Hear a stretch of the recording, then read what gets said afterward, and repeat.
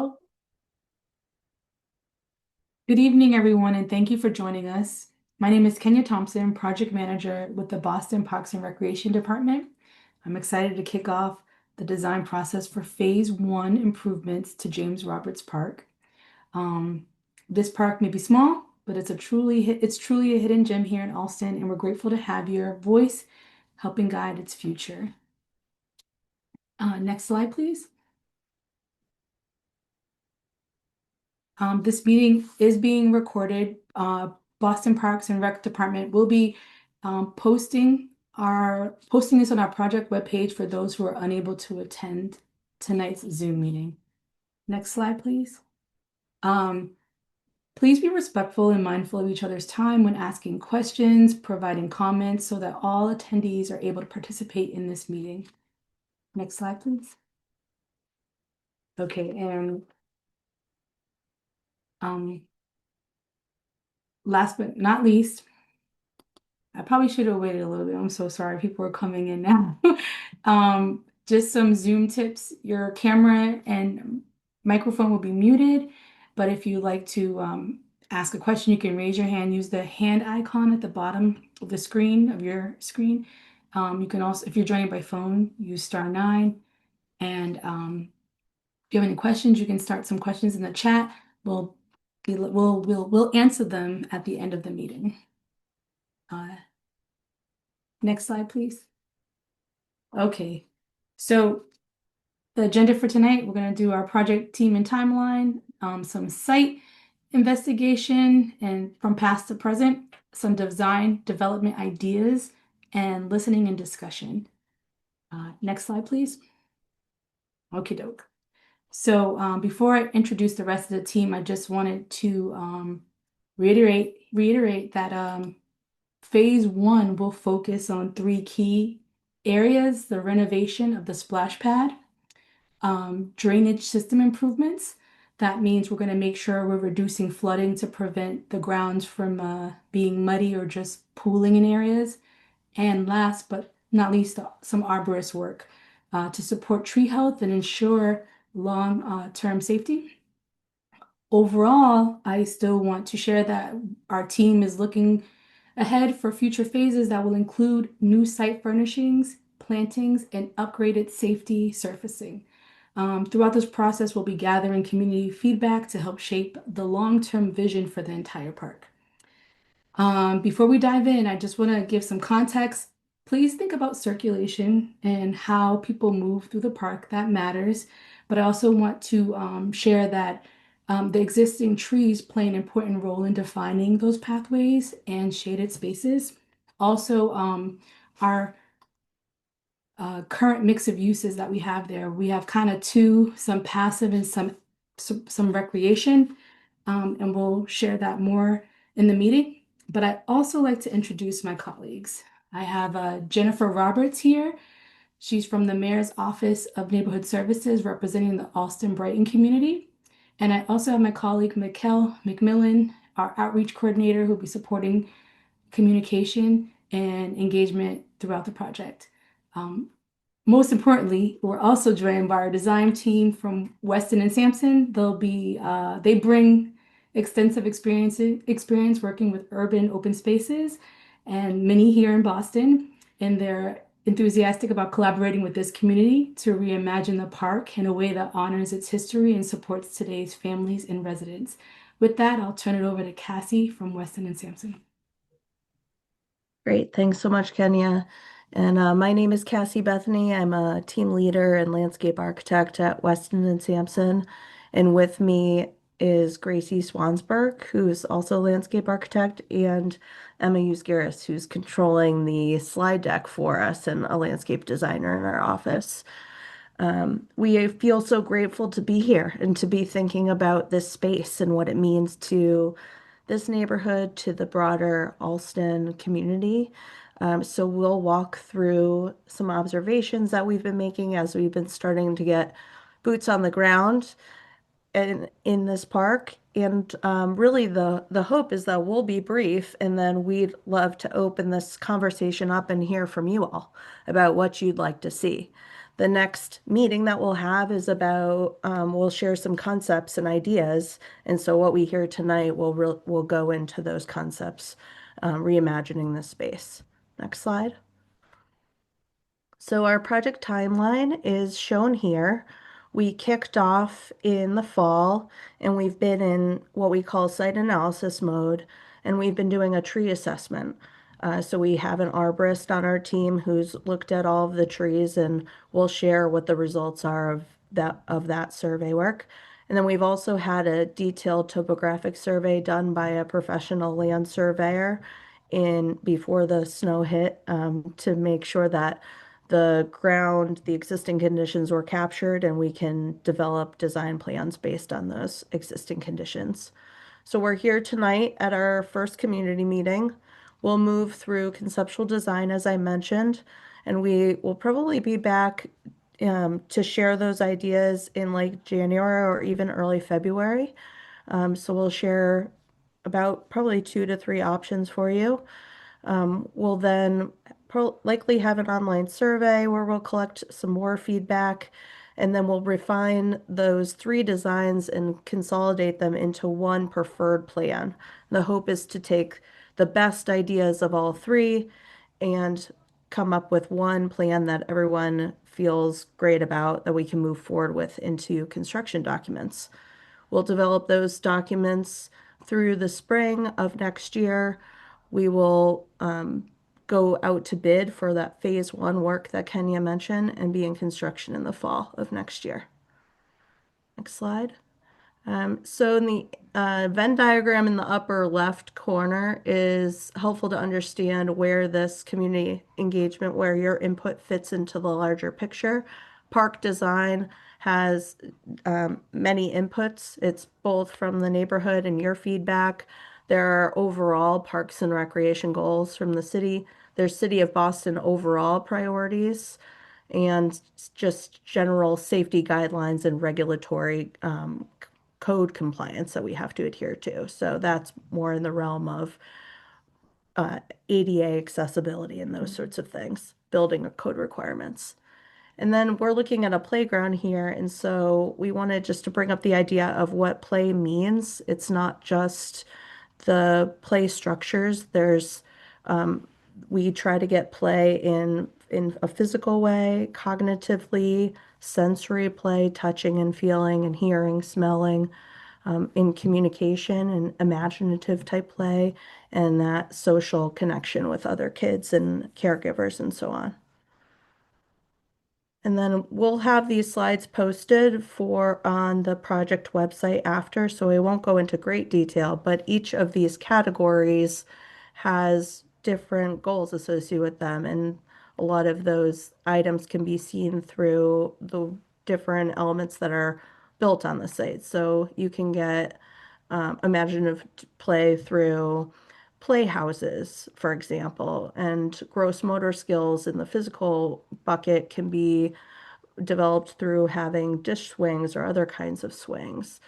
Sensory play can be through actual elements on a piece of play equipment, or it can be through water elements like in the splash pad, or through textures that we use for different kinds of materials on the site, like boulders or mulch or those sorts of things.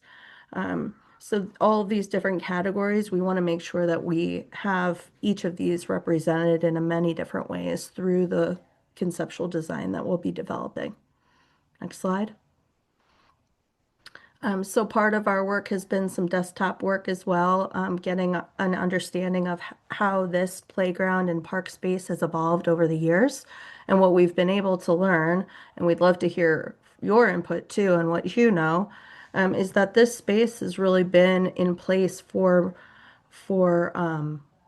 decades. It's been established in a neighborhood setting, like much like you see today, since the late 1800s, which is pretty incredible, as Alston was evolving from an agricultural community into more of a civic urban space.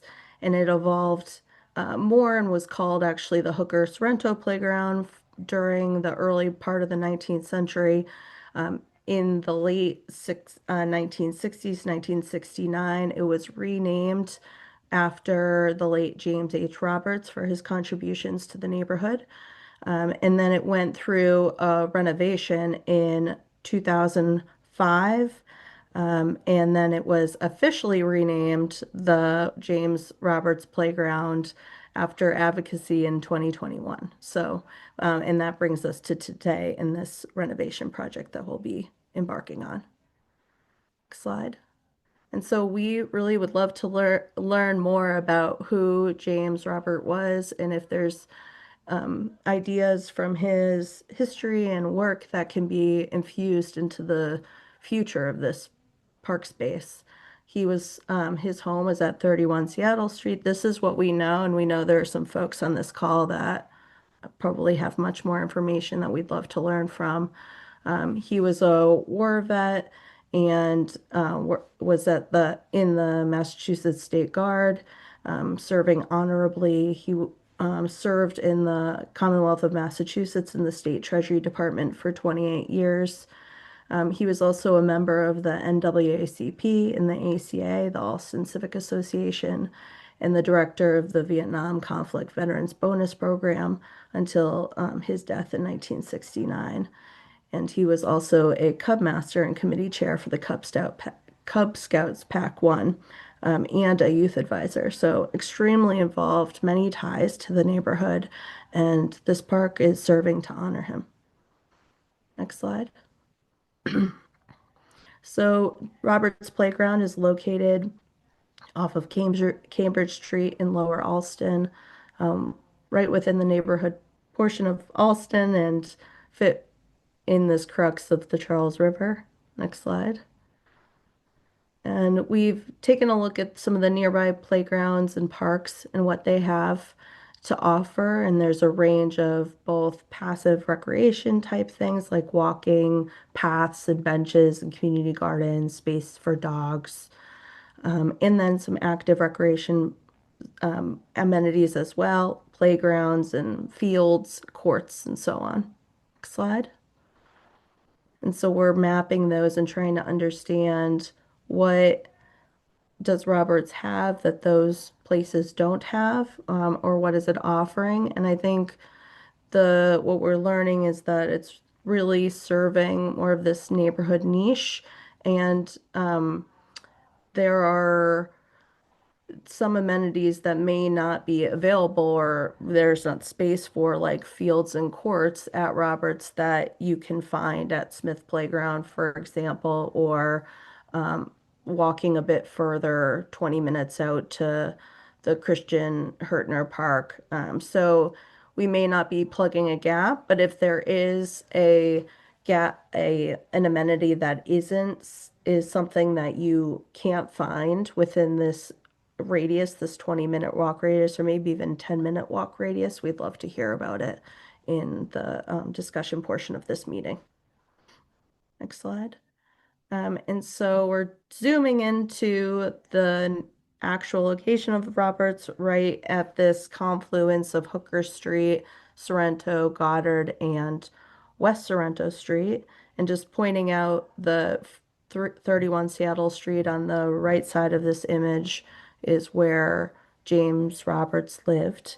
And with that, I will pass it to my colleague Gracie to run through the last bit of slides. Great. Thanks so much, Cassie. Hi, everyone. I'm Gracie. I'm a landscape architect with Weston and Sampson. And I'm going to talk a little bit about the existing conditions at Roberts and then some of our site analysis that we've done that Cassie and Kenya both mentioned a little bit already. So starting off, we wanted to take a look at the park entrances. As many of you probably know, there are 4 different entrances to enter the park. They are coming from those 4 streets, but there is a little bit of a difference between the 4 different entry points. The entries at Hooker Street and Sorrento Street are a bit bigger. They're at the terminus of those streets themselves. And those on West Sorrento and Goddard are a little bit smaller. They're sort of mid-block. So we want to think about, how do we create some sort of unity between those and really make sure we're welcoming the community from all access points. So we might think about formalizing those entries a little bit, thinking about signage location, and just generally strengthening that connection to the neighborhood. Next slide, please. So this is a sort of bird's eye view of the site. And this is really capturing the beginning of our site analysis. So as Cassie mentioned, we had a land surveyor go out and they were able to identify the limits of the site as well as the amenities that are included at the playground today. So just looking at this, those 4 pink arrows indicate the entry points to the park. The yellow lines are sort of the main circulation through the space. And then we have the 3 main active recreation areas highlighted as well. So starting at the top, there's the 5 to 12-year-old playground, which is next to the plaza and splash pad. And then down in that bottom corner is the 2 to 5-year-old playground. Next slide. All right. And so then if we kind of get down onto the ground, we have a couple of site photos here, which we thought kind of captured the really beautiful urban canopy that's in the site and just gave you a sense of some of those main amenity spaces. So as you saw, there's sort of 4 different pathways that come into the site and they intersect at right in the center. There's also some seating at the plaza space, which doubles as a splash pad. And, there's a lot of, again, those beautiful shade trees throughout the park that we really want to prioritize and preserve. And one way that we might be able to do that is thinking more carefully about circulation. So we have some pretty wide paths right now. And maybe there's an opportunity to make some of that into green space depending on the uses that go on here. Next slide. And then the last couple images here of the existing site are just taking a look at the existing play structures. So the play structures that are currently on site are more of that traditional post and platform. You've also got swings in both play areas and some seating elements. So we'd love to hear about how you guys use these pieces of equipment, what you're really loving, what you think, could fill in the gaps if there are any. Next slide, please. All right, and so now we'll take a look at some of that site analysis data that we collected. So going back to that bird's eye view, this is a map that's sort of highlighting the topography of the site. If you've been to the site before, it's a pretty flat and open space, which is great. But it does actually have a little bit of a gentle slope that goes from Hooker Street at the highest elevation down to that corner sort of between Goddard and West Sorrento. And it's helpful to see and understand that just because it gives us an understanding of how water moves in the site and how we should think about drainage or improvements to drainage as we move forward. Next slide, please. And then to kind of get to the exciting piece, we have the tree assessment. So I think the trees are definitely sort of the crown jewel of this space. As you can see here, again, we're in that bird's eye view, and all of these circles are representing the existing trees on site. Most of the trees that are there are in good condition. So they're thriving, they have robust canopy. The arborist assessed them and thought, these are looking good. They're going to have a long, healthy life. But there are 2 trees that he identified as being in fair condition. Those trees may need some pruning. There was a little bit of scarring that he identified on the trunks. And so those are trees that they would want to give some attention to make sure they're kind of getting taken care of. And then there are 2 trees listed as poor condition. So both of those trees had sort of obvious damage or decay to their trunk and some canopy dieback. But I think one of the most positive things that came out of this assessment was recognizing that there are 9 different species of trees within this space. So Roberts Playground is not a huge park, but that is a really great diversity of tree species. And it's something that's really important to having a healthy urban canopy. Not only does it support the flora and fauna that use this space, but it also means that the park is sort of able to be more resilient if there are temperature changes or pests or something like that that are coming in that could be impacting the trees. So that's really positive. Next slide. So once we had that tree data, we then did a shade study. So we decided to look at the summer solstice, June 21st, which is sort of the peak of summer. And we're showing what the shade typically looks like throughout 3 times of day. You can see that at the morning and the afternoon at 8 and 4, when the sun is lower in the sky, you get a pretty good shade coverage of the site, maybe with the exception of that 2 to 5 area. But during the sort of middle of the day, the probably 12 to 2 window when it's the hottest, that shade is sort of limited to just below the trees when the sun is right over our heads, which just, it highlights the fact that the splash pad is a great amenity here. And there might be an opportunity for more shade or cooling elements at the park. Next slide, please. All right. And then now that we've gone through sort of what exists at the park, we wanted to look forward a little bit and just look at some sort of inspirational photos with you guys. So all the photos that we're showing are from other existing parks, and they're really just examples to help get our brains turning. So in this particular slide, we're looking at types of play. All of these types of play actually already exist at Roberts. So swinging, sliding, climbing, rocking, and balance. But we would love to know what you guys think is missing or what you would love to see more of. So hope to hear some of that. Next slide, please. Another thing to think about is park themes. So different types of play, play structures.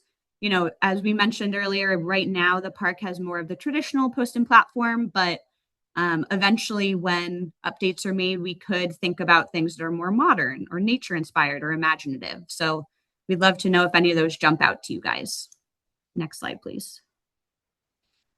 And then park amenities are, of course, really important. There is a splash pad and plaza on the site already. And we would love to know if there's ways to improve or expand upon that. And also if there's any other amenities that you think could serve the community. So things like cooling stations or fitness equipment, tabletop games, or other ideas if you guys have them. Next slide, please. And then finally, thinking about things like gathering spaces in the entrances. So there are a good amount of benches in the park today, but they're mostly located in those play spaces. We would love to know if you guys are interested in other types of seating or gathering. Do you want to see benches along the pathways or at the lawns? Would it be useful to have picnic tables or gathering spaces for larger groups? And then finally, again, that idea of sort of connecting to the community and welcoming folks in. Can we do that with more consistent entrances? So whether that's just clearer signage or some sort of material that, is seen at all 4 entrances to make it clear that this is a park space folks are welcome into. Next slide. All right. And with that, I will pass this back to Kenya for our listening and discussion session. Thank you, Gracie. And thank you, Cassie, as well. So the audience, we have given you our site analysis and some things to think about. There were little questions on the pages to just give you a consensus of a conclusion of what the team came up with about the site analysis. But here we also have questions to better gauge how you already feel about the site. The analysis we didn't get in person. So what works about Robert's Playground now, and what do you love about it? Those are some questions you can raise your hand, or we can put stuff in the comments in the chat.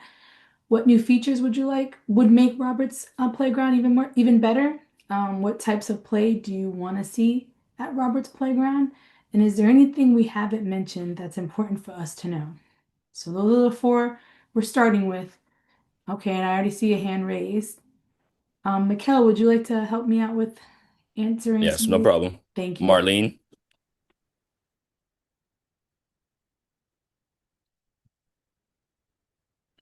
There, can you hear me? Yes. Okay, hello, Jimmy Roberts. It's Marlene Erie, how are you?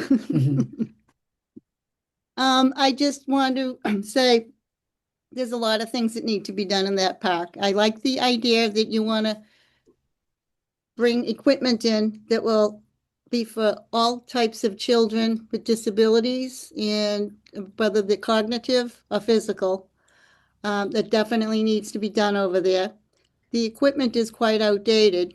And I also think with all these buildings coming, like they're gonna put a big building over apartments or condos, or whatever you want to call it, over in Seattle Street, that we need more of it for more children.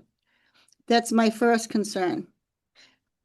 The second thing I think is they need a dog park because there's a lot of people in this neighborhood who have dogs, and they're bringing their dogs into the tot playground because it's fenced in. But if you come in from Hooker Street down, from North Harvard Street down to Hooker Street, and on the left side when you come into the park, it's just an empty space. And that would be, it's not an empty space, but there's no one uses it. That would be a perfect place for a dog park because there's also trees there, so they have shade. Next, I think we need more benches.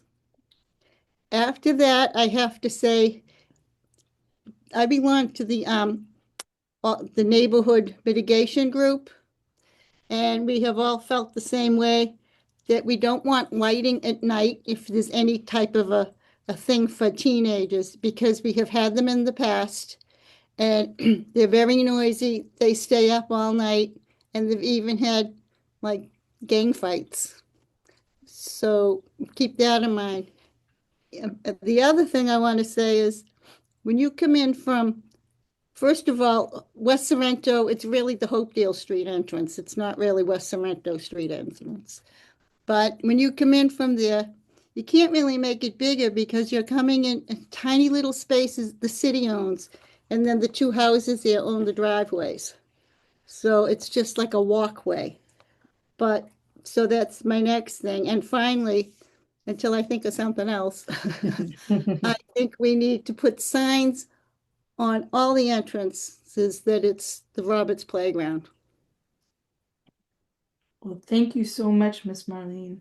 Okay. Yes. On all entrances. Okie doke. Um, I'm sorry if I mispronounced your name. Asia?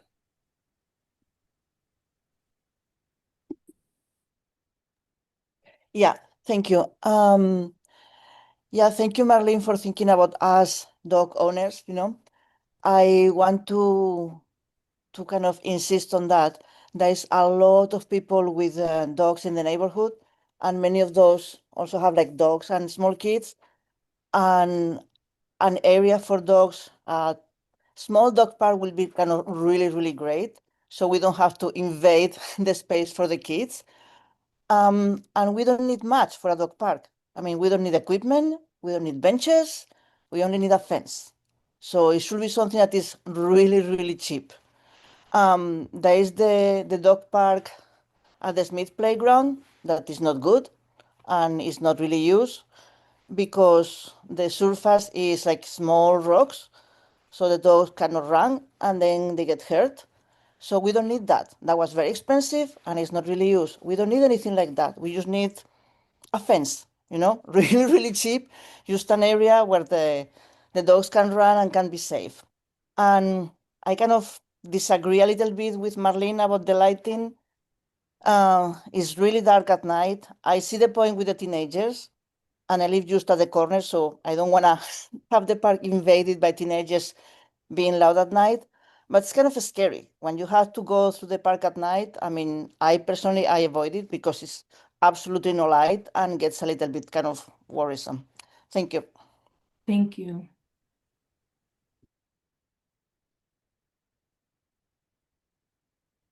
there. Oh, do I get to raise my hand? You Oh, can you're go. talking already. Oh, I'm sorry. Well, as far as what Asacia said, you weren't living here back in the day when there was a lot of trouble with the lights, but even if they have like in the Malone Park, they have like blue lights, right? Does that light up when you're walking or, Or yeah, or like motion sensing lights to discourage. yeah, Yeah. teenagers? And then when they were over there, of course, then it involved drinking and drugs and it wasn't very nice. So they finally, the city came back down and turned the lights off, and that ended it. Thank you for that history. Okay. We have Priscilla.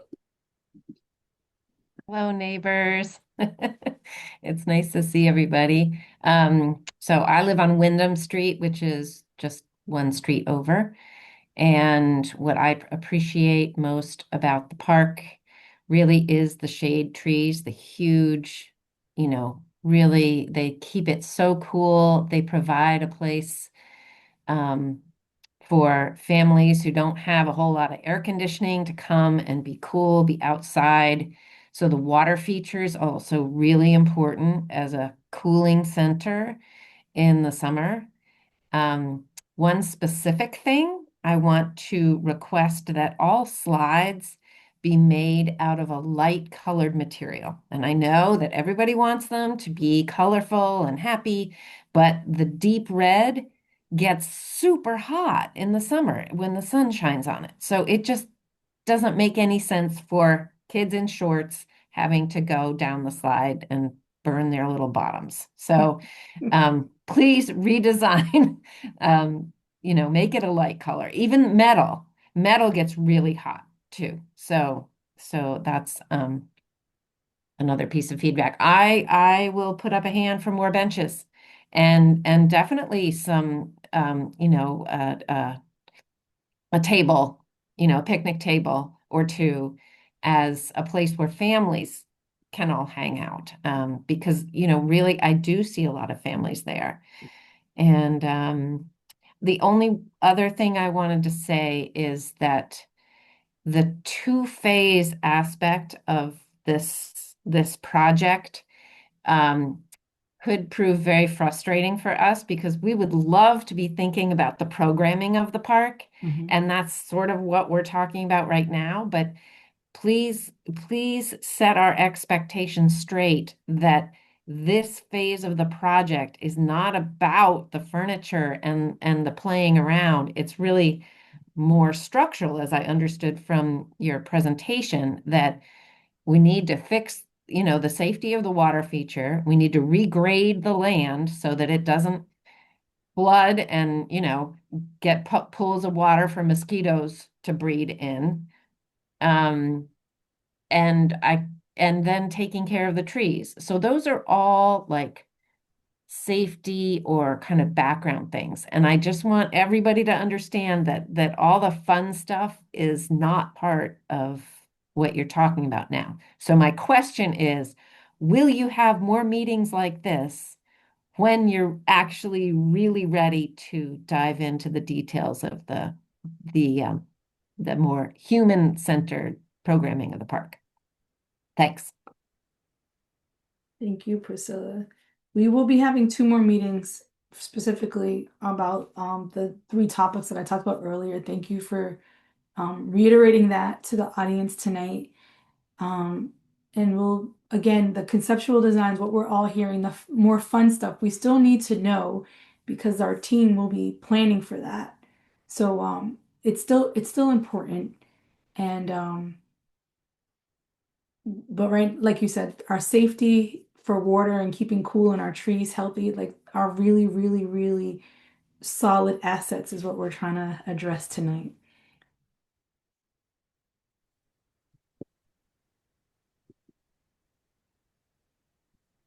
Marlene? Yep. Hey, and this is Chris Meyer. I live across the street from Marlene Behind and the park. yep, right behind the park. So I appreciate the grading because a lot of the water comes into my backyard and then I get a lot of mud and stuff, and I have two dogs, so and Kathy and I walk our dogs together a lot. So I appreciate any consideration for pets. That would be super.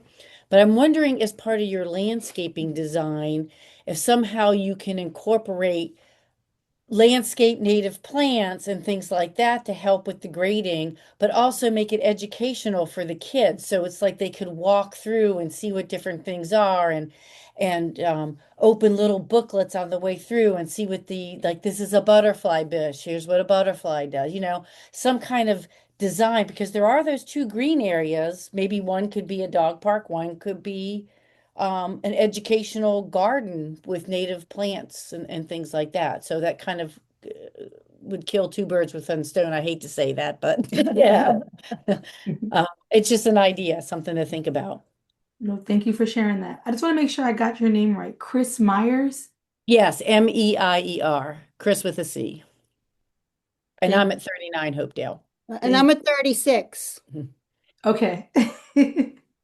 Hopedale. Thank you.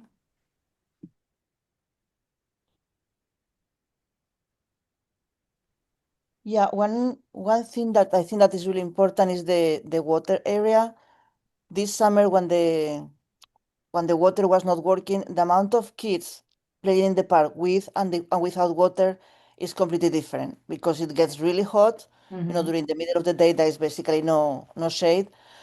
And the kids just love being able to be in the water. So this, I think that's one of the main features of the park, and it's super important for the kids. And it was very clear the month we have no water, the amount of kids was much lower than the previous summer when actually the water was working. So I think that's kind of really important to keep in mind to have something nice with water, so the kids can run and then just cool off. And also, I think that having some tables will be nice because there is plenty of times when families come for kind of trying to have a picnic or do birthdays, and having a few tables will be a nice thing to have. Thank you. Um, I will share that our goal is to have that park water feature working again soon. And I do know that this summer construction will not happen. It will hopefully the water feature should get fixed, but the construction will happen after the summer ends so that the kids have a place to cool off and then things will proceed from then. Okay. Wow, I've been getting Jessica, I'm sorry. great feedback. No worries. Jessica Robertson. Thanks. Yeah, thank you. I live on 18 Seattle Street, and so my backyard touches the park over in the corner that's like the grass field area. And I think, yeah, I'm glad someone else brought up the water feature because that I submitted through on one request 2 summers in a row. And that never got fixed. And that was sort of the point that I was going to make was more about like maintenance of what we have being really important. And so, I would I want to make sure that whatever we might plan to change in the park that we are planning also to maintain it once we build it because that hasn't always been the best. I think the entryways into the park are also it's not totally clear like what's city property and what's not. So like the pathway connecting to Hopedale Street is very bumpy, so it's probably not great for wheelchair users. The one connecting to Seattle Street is doesn't get plowed usually, and so there's like that narrow part between the fences of the two neighboring backyards that gets super icy because when it snows, people still walk on it, and so then it's like these big clumps of ice. And so some of those maintenance issues I think are really important.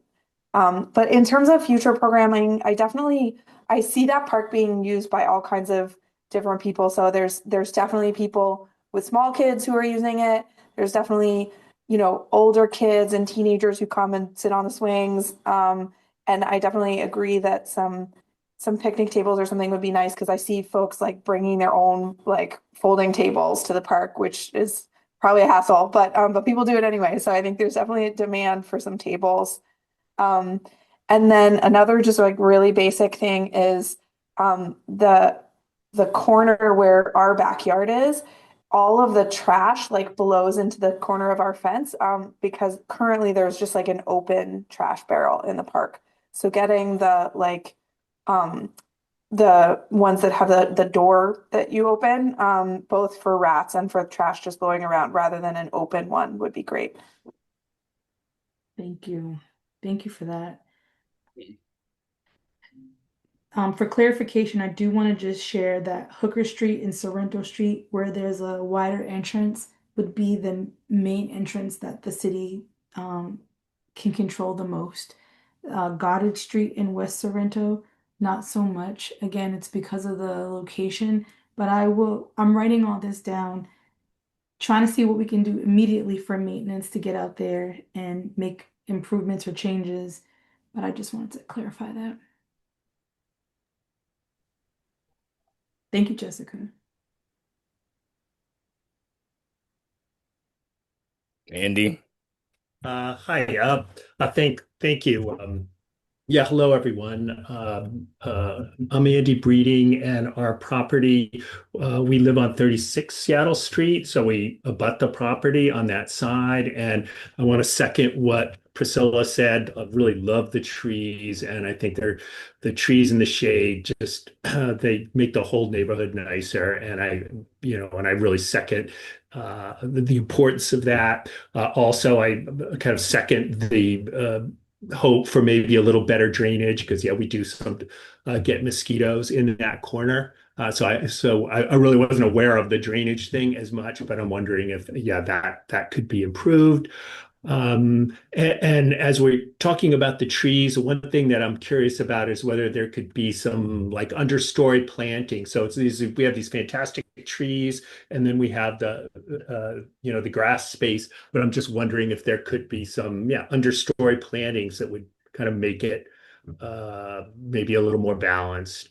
And last, I see value in the space for the impromptu gatherings and maybe even just having, enough of a blank space where that can happen. I have seen some sort of community gatherings happen. I mean, not a lot recently. Yeah, I would love to see a block party or something, but just to have whatever affordances, present that could support that kind of thing. Maybe not even a ton of fixed structures, but just have that be sort of in the thought process as it gets laid out. Yeah, that's what I have. Thank you. Thank you, Andy. Does the splash pad get used as a gathering space because it's all ground sprays? There's no vertical elements. I'm curious if that was the intention, was that it would be dually used as both gathering and spray. When the spray is off, it's a gathering place. I'm not as aware of that. I did see there was a group. There was some it was like an anniversary party or something that happened a number of years ago. I just remember walking through in that sort of grassy space back, sort of in the I don't know the opposite corner behind the splash pad because there's a fair amount of kind of open grass that people could set up on temporarily. So I was thinking about that, but certainly the splash pad, is because it's flat, can support that as well. Can I just add my 2 cents? Am I on? Yeah, you're on. Yes. Okay, so the splash pad actually, I wouldn't say it's a gathering spot because I know myself, I don't want to get wet. If you sit there, you're gonna, even on the bench, you get wet. But as far as that grassy part of the park goes, that would be great, like you said, Andy, to have some kind of things to sit under with some type of an overhead for a shade, so that even little kids could have a birthday party there, with I don't know what you want to call it. Some kind of covering. Covering, a canopy, yeah. Yeah, canopy. And you can actually do like natural kind of a setting. Like I know I saw one of your pictures, there was like stone seating and stuff like that, and you could have it raised to make like a table. So there's just to make it go in with the landscape and not make it, make it aesthetically pleasing rather than your standard picnic bench. So just some It is, ideas. yeah. And oh, I got one thing else to add. Remember, the entrance is not West Sorrento, it's on Hopedale Street. Okay. And the reason why I'm making a big deal about that is because I live on the corner of West Sorrento and Hopedale Street. And I'm on a mission with the city of Boston to do either a stop sign or a bump or something at the intersection of West Sorrento and Hopedale, because when I sit on my porch in the summer, I see kids come flying out on bikes or running. They, kids are kids. They just run out. And people come down Hopedale Street to avoid the light on Cambridge Street, and they hit top speed just as they get to that entrance. So please make sure you say Hopedale, because that's my mission. Thank you for that. So it's Hopedale Street, but that little slither is West Sorrento, but you're saying people refer to that also as Hopedale entrance? Hopedale, yeah. Yeah, the Okay. Hopedale Hopedale Street entrance. Thank you. Okay. It'd be nice to have safety features and near all the entrances Yeah. for the kids. But that one in particular, because it's just a matter of time before something terrible happens. Understood. Thank you. Okay.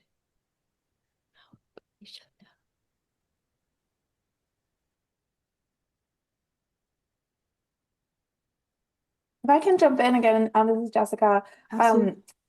On that suggestion about having a gathering space, I think maybe the other corner between the Hooker and Hopedale entrances would be a good spot for that, because that's very shady over there. The corner between Sorrento and Seattle Street entrances is like the bigger open grassy area. I've seen that used, I mean, that gets used a lot by people with their dogs. And then also occasionally we'll have people like playing soccer and stuff over there. So I think it is nice to have one part of the park that's a little sunnier and more unprogrammed. Because the other, the two other corners have the play structures, and then the third corner is just very, very shady. So I think it's nice to have a little bit of balance between, more built out and programmed areas, and then some that are a little more flexible. Emma, can I have you go back to a plan view slide, please?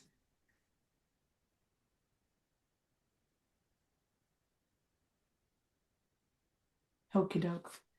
Yeah. So Yeah, so the just, one on the bottom left is the one that's like a little bit sunny and gets used for dogs and gets used for soccer sometimes. mhm. And then the one on the top, sorry, on the bottom right, and then the one on the top left is the one that I was suggesting maybe would be a good spot for more like tables and seating and stuff like that. Okay. Also, one other comment is the sidewalk on Seattle Street if you're walking down the sidewalk on Seattle Street and then you're trying to take a left to go into the park, there's no curb cut there. It's just a full height curb. So the driveway into the park there's no curb cut. So you would have to get off the sidewalk at somebody's driveway and then go in the street for a little while in order to get into the park. Say, what entrance was that again? I'm so sorry. The Seattle Street one. Seattle Street. Okay.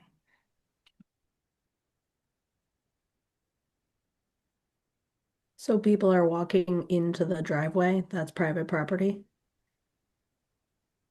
at Goddard Yeah, it's a Street. little unclear to me where the property lines are, because it's like a small parking lot that fits like Right. 4 or 6 cars. And I think those are just the neighboring houses that use those parking spaces. But yeah, the sidewalk ends and there's no curb cut to continue on the sidewalk. Yeah. Like if you were not going to take a left into the park, you're just going straight on the Seattle Street sidewalk. There's 2 curbs with no curb cut. Yep. Gotcha.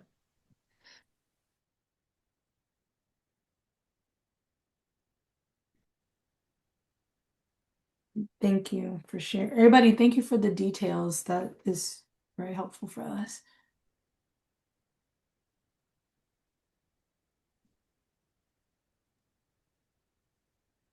Any other comments? Yeah, one more thing. Yep. I mean, Jessica already talked about the trash, but it would be good to have like more than one trash barrel and please something close because we have a huge rat population and people drop there, the leftover of picnics and food and whatever. So that's, a rat hotel. And also, unfortunately, there is some people in the neighborhood who dump their household trash. And I have seen like really bizarre things in the trash can. So if that could be something like close that people cannot drop huge stuff or, like I don't know, really household trash, that would be really, really great. And have more than one and have them close. And maybe like different things, not just trash, like have like, trash and recycle, like separate ones.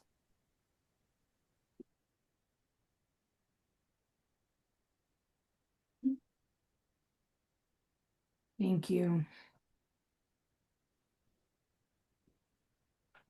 We're getting some good feedback, and I'm glad to know we understand there's two phases and that we can balance that together here.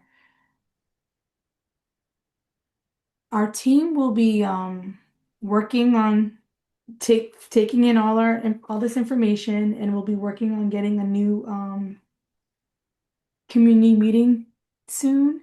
But I wanted to make sure there are no more questions or comments for tonight. Emma, can you get us to our last slide, please?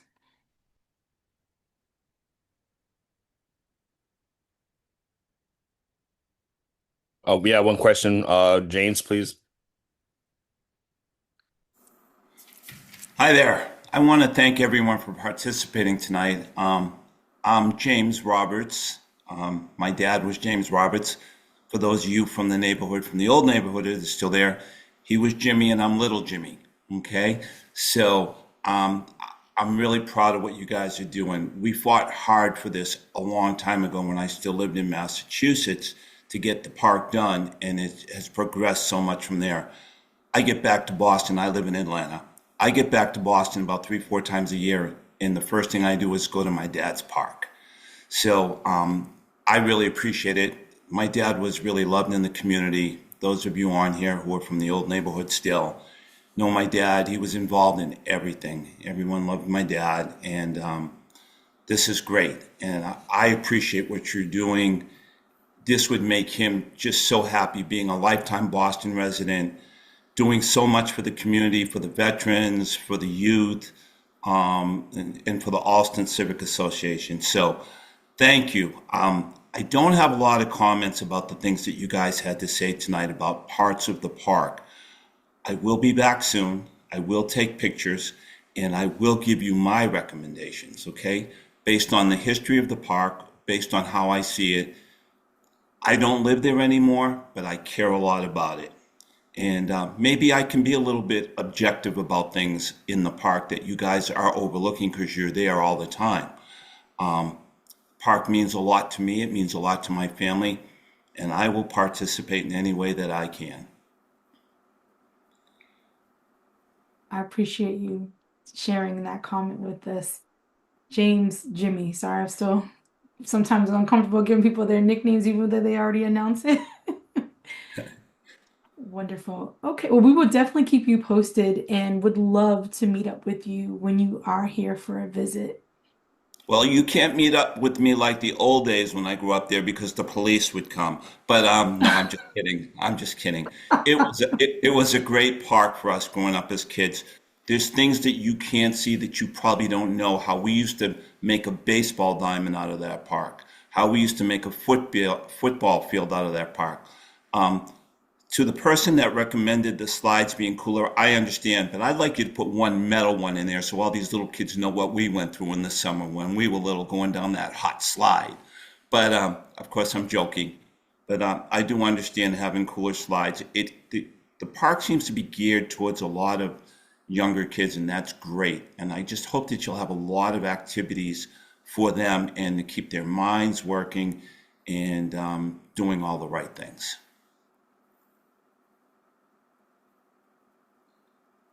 We'll do our best for sure to keep that going. Thank you. Oh my gosh. Thank you, everybody. and we will be sending out another update with times, and we'll proceed from there. But happy holidays and be safe. Same to you. Thank you. Good to see you, Jimmy. Hey, good to see you, Marlene. It's great. It's great. Merry Christmas or happy holidays. Thank you. Politically Thank correct. you. Happy holidays. All of the above. Yeah. Bye. Now, how do I get Bye, out thank of you. here now? I'll Bye. still probably close it down. I'll leave. Believe Leave me. meeting.